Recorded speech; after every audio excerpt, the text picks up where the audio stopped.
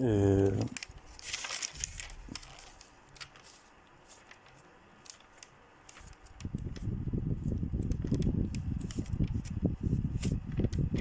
hum, hum.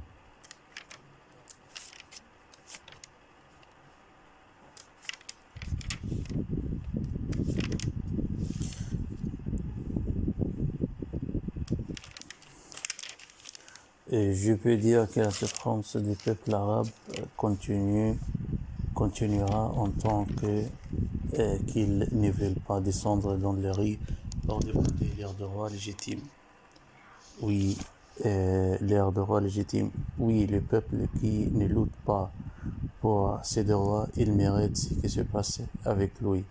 Par exemple, le régime égyptien dictateur considère la silence négatif du peuple, c'est-à-dire que le peuple est satisfait sur le régime.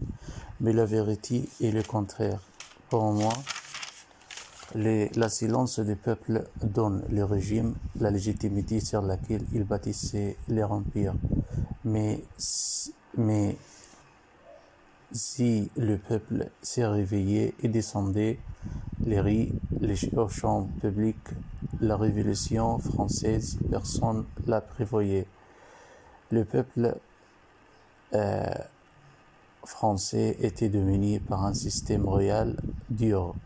L'épouse du roi français, qui était d'origine autrichienne, c'est Marie-Antoinette, la femme brutale qui massacrait et exécutait les opposants du peuple qui voulaient le changement. Oui, les Français exploitaient la faiblesse des rois derniers d'Empire français.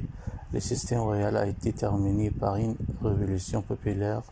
Les manifestants descendaient le riz pour tomber le régime en changeant le régime et annoncer le système républicain socialiste au lieu du système royal impérial.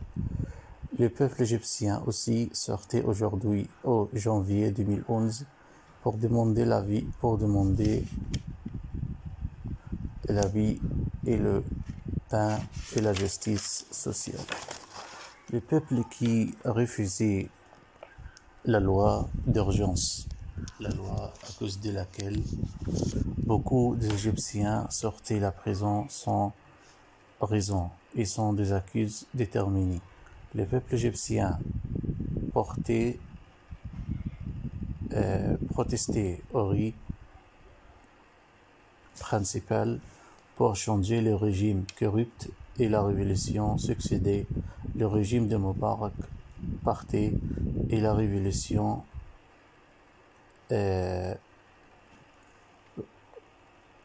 révolutionnaires des champs Al-Tahrir avaient des demandes dont l'annulation de la constitution ancienne et faire une constitution nouvelle au lieu d'elle. La révolution succédait, mais les islamistes montaient le dos de la révolution en exploitant la chance pour appliquer les légitimités islamiques. C'est leur chance historique pour réaliser leurs rêves anciens, d'islamiser les fondations d'État. Les fondations d'État comme la justice et la média et le ministère de la Défense devenaient être islamisés.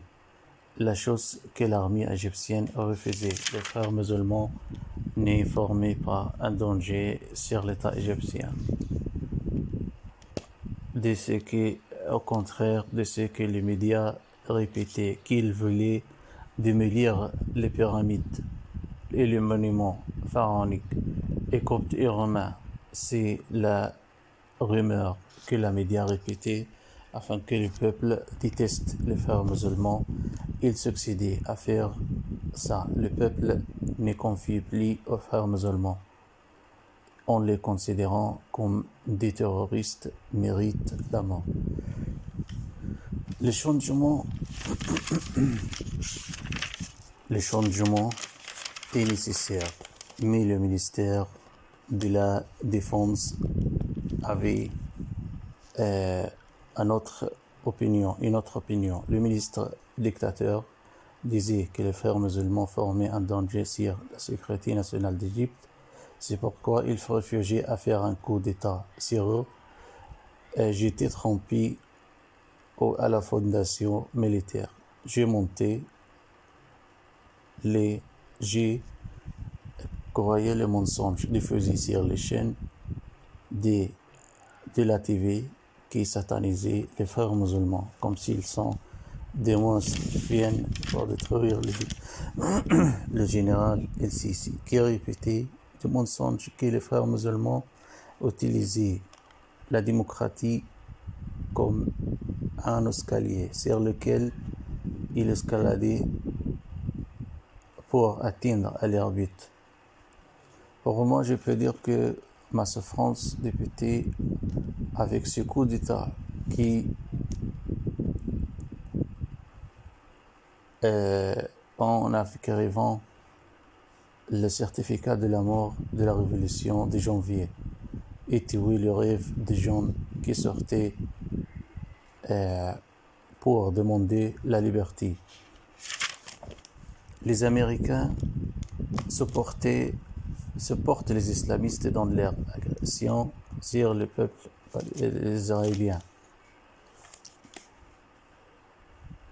Sur les montre la génération actuelle qui meurt lentement.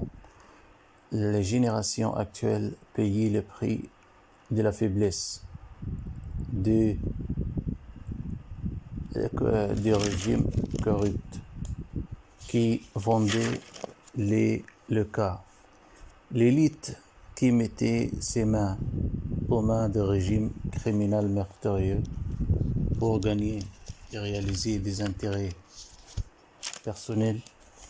Pour moi, je vois que la souffrance du peuple est causée par le régime actuel dictateur qui nous dominait par la force d'armes, puis et l'élite qui vendait ses principes pour gagner des argent afin que le régime met en œuvre leurs demandes.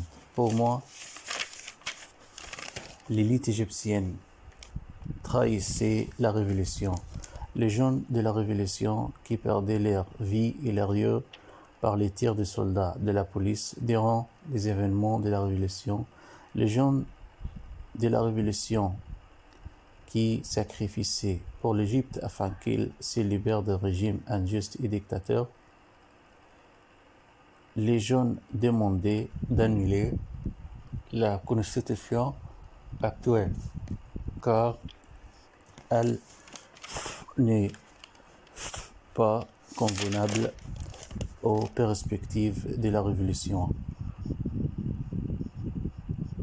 pour laquelle le peuple sortait afin que l'Égypte s'échange.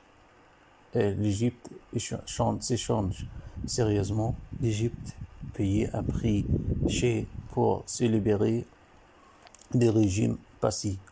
Mais l'élite égyptienne voulait faire un référendum pour les modifications constitutionnelles et qui permettront aux partis islamiques radicaux de participer aux élections législatives et présidentielles.